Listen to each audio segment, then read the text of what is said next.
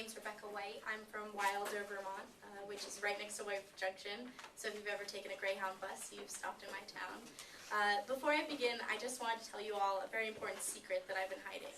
And it's that I'm madly in love with the state of Vermont. But unfortunately, this love, I've taken everything and given very little back. And with that being said, I think that's a decision that you ultimately, as a commission, have to come to as well.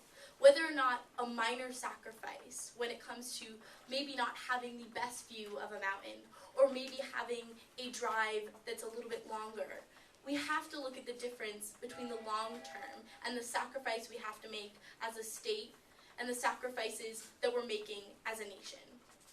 So what I really want to do first is thank you very much for holding this. This is very important, and I think this is actually an excellent example of where we can have a democratic process here on either a local or state level that does represent everyone. And I think we can do the same things when it comes to siting in the future.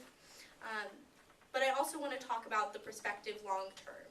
And what we see is if, as a commission, you make the decision to make siting wind power so incredibly difficult, that means we're going to lose the years of momentum we've built up around these projects. We've built up around things that actually allowed us to move forward with low wind. So this doesn't mean that we're going to lose something like 3 or 4 years, because let's be honest, it takes upwards of 7 years to get these things off the ground.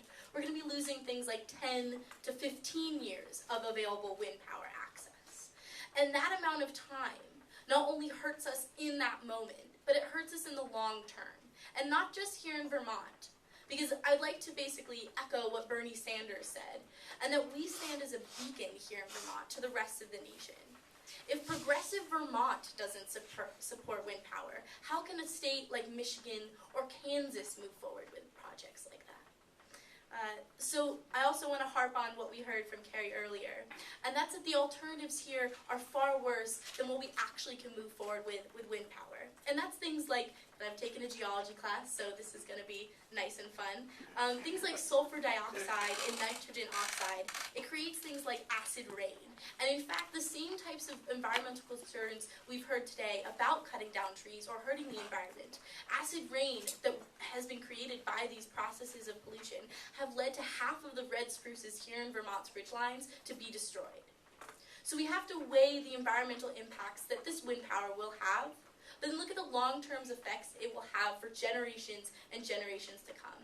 And that's why I ask you, as a lover of Vermont and a fellow citizen, to truly consider what your decision means to the rest of the state and the nation.